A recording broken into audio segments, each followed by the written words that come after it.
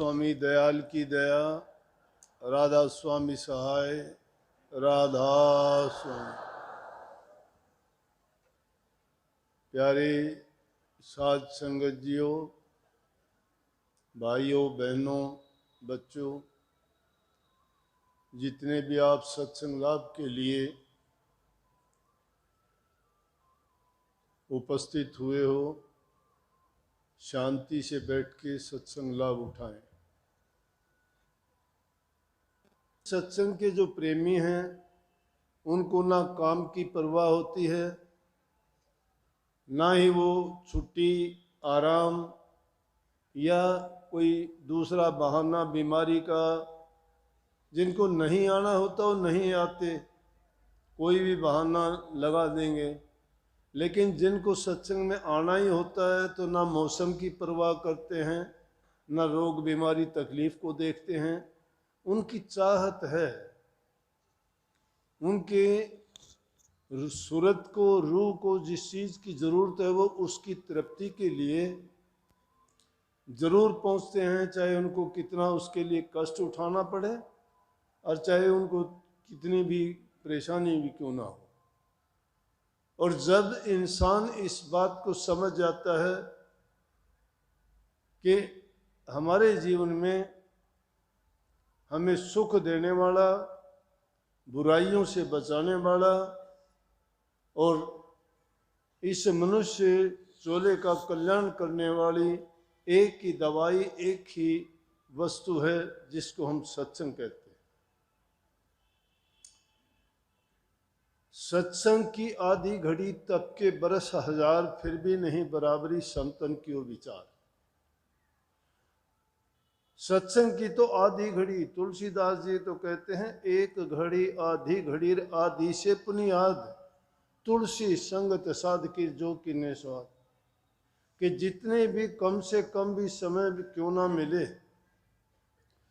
सत्संग का तो एक वचन भी इंसान के जीवन को बदल के रख देता है। ना चाहते हुए भी कोई अगर सत्संग का वचन उसके कान में पड़ जाए, चाहे वो नास्तिक आदमी हो, और किसी वक्त में जब वो वचन उसके सामने आके प्रगट रूप में उसका फायदा करता है तो उसको देख के उसको बाद में पछताना पड़ता है कि हाय, मैंने अपनी जिंदगी का कितना अच्छा और कितना बेहतर मौका था वो गंवा दिया।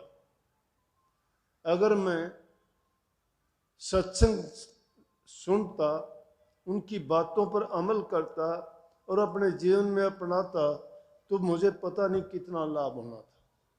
लेकिन कई बार क्या है कि इंसान अपनी बुद्धि से सोचता है, अपनी सोच से आगे वो जाता नहीं है, दूसरे की सोच को अपने अंदर आने नहीं देता है। वाणी तो अभी थी ये, तन मन धन की बाजी लाले, मिलन राम का नहीं सोखा। ये उन लोगों के लिए है जिनके विचार ऐसे हैं कि ना ये नहीं हो सकता, और या वो ये सोचते हैं कि भक्ति से क्या फायदा है। लेकिन ये इतना आसान काम भी नहीं है जिस प्रकार से हम भीड़ की भीड़ आके मंदिरों में, मस्जिदों में, गुरुद्वारों में, आश्रमों में जाके बैठ के और ये दिखावा करते हैं कि हमने गुरु से दीक्षा ली है, नाम लिया है, हम पूजा पाठ करते हैं, हम तीर्थों पे जाते हैं, हम व्रत करते हैं, हम नियम का पालन करते हैं, हम बुराई नहीं करते, सच्चाई के रास्ते पे चलते हैं, हम ध्यान अभ्यास करते हैं, नाम का सेवन करते हैं। तो इस तरह की वो अपनी बुद्धि में सोच के अपने आप सोच लेता है, ये मान भी लेता है कि हाँ मैं जो करता हूँ वो सही करता हूँ। लेकिन ये चीज़ इतनी आसान नहीं, उसके लिए आवश्यकता पड़ती है गुरु की। और गुरु का तरीका कौन सा है कि गुरु इस जमायत की तरह से, जिस प्रकार से विद्यार्थी विद्यालय में जाके गुरु से शिक्षा ग्रहण करता है, ये भी एक आध्यात्मिक विद्यालय है। और इस आध्यात्मिक विद्यालय में गुरु द्वारा दिए गए जो नियम हैं, आदेश हैं, शिक्षाएं हैं, उनको अगर हम अपना लें तो ये परमात्मा का मिलना मुश्किल नहीं, बहुत आसान हो जाता है। लेकिन उसके लिए करना क्या पड़ता है कि हमें अपने तन मन और धन की बाजी लगानी पड़ती है। और ये तन मन धन की बाजी किसके लिए क्यों लगानी पड़ती है? कही है कि कबीर साहब आदि संत जो थे वो कहते हैं कि लाखों सिर तुम दे चुके यमराजा की भेंट, एक शीश तुमने ना दिया सतगुरुओं के हेत। कि हम लाखों सिर दे चुके। आप कहोगे लाखों कहाँ दे चुके, जन्म तो ये मिला है, लेकिन पिछले जन्म जो हमें मिले वो हमें याद थोड़े हैं। चार खान के मुसाफिर हैं हम, उनमें घूमते घुमाते अपने कर्मों को भोगते और नए कर्म बनाते बनाते मुश्किल से इंसान का चोला मिला है। वो लाखों जन्म लिए हैं, वो लाखों सिर किसकी भेंट गए? काल की भेंट गए। काल हमें लूटता रहा, माया ठगती रही और हम अज्ञान के बस होके उनमें पिसते रहे। लेकिन वो करते करते भी हमें एक अवसर मिलता है। इंसान का चोला जब मिल जाता है तो इंसान खुशी मनाता है। खुशी भी कम मनाता है जब इसको ये पता होता है कि मैं दुनिया में जाने वाला हूँ, इंसान के रूप में जाने वाला हूँ। बड़ा उतावला होता है कि मैं इस गर्भ से बाहर निकलूं, प्रभु मुझे बाहर करो, इस नरक से बाहर निकालो। और मैं जब बाहर जाऊंगा तो मुझे ये ज्ञान है कि मैं आपकी भक्ति करूंगा और इस जन्म मरण से छुटकारा पा लूंगा। लेकिन यहाँ आके होता क्या है? वही खेल है जिसमें पिछले भोगों को भोगते हुए आए थे। कुछ तो कर्म के कर्जदार थे, कुछ यहाँ आए तो फिर हमारे मन ने हमें बहका दिया, माया ने हमें ठग लिया और हमारे वही कर्म और वही हमारे विचार और ख्यालात हमें इस संसार में घसीटते रहे। अगर सतगुरु को एक शीश देते, कहने का मतलब गुरु की शरण में जाते और अपना अर्पण कर देते, तन भी मन भी और धन भी। और ये कहावत सी बन भी गई है, सीख लेते हैं बातों में, ग्रंथों में मिल जाती है कि गुरु के जब बनना चाहते हो तो गुरु को अपना तन मन धन अर्पण कर दो। तन मन धन अर्पण करने से तात्पर्य है कि जो भी तुम्हारा है सारी चीजें इसमें आ जाती है। तन में सब कुछ आ गया तुम्हारा। तन अगर किसी ने गुरु को अर्पण कर दिया तो ना तो उसका मन रहा, ना उसके विचार रहे, ना उसका कोई आज़ादी रही। क्योंकि वो कोई भी ना तो काम कर सकता है, किसके तन से काम करेगा?